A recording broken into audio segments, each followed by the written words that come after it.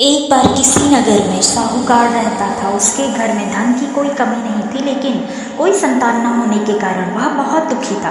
संतान प्राप्ति के लिए वह रोज सोमवार का व्रत रखता और पूरी श्रद्धा के साथ शिव मंदिर जाकर भगवान शिव और पार्वती जी की पूजा करता था।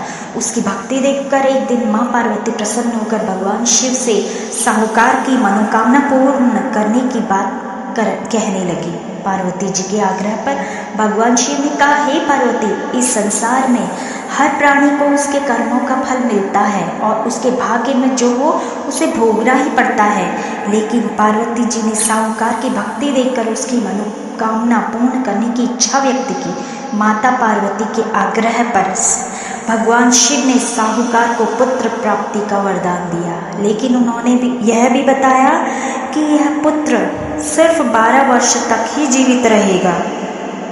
यह सारी बातचीत वह साहूकार सुन रहा था, इसलिए उसने इस बात की न खुशी जाहिर की और न ही दुख।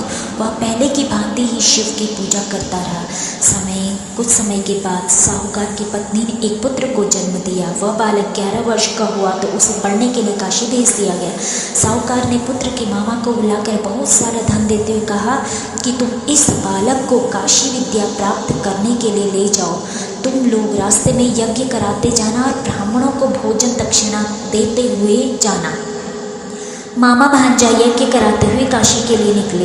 रास्ते में एक नगर पड़ा, जहाँ पर वहाँ एक राजकुमार की शादी होने वाली थी, जो कि आँख से काना था। तो राजा ने सोचा, क्यों ना मैं इस साहूकार के लड़के को दूल्हा बनाकर इसकी शादी उस राजकुमारी से करा दूँ। उसने उसे दूल्हा बनाया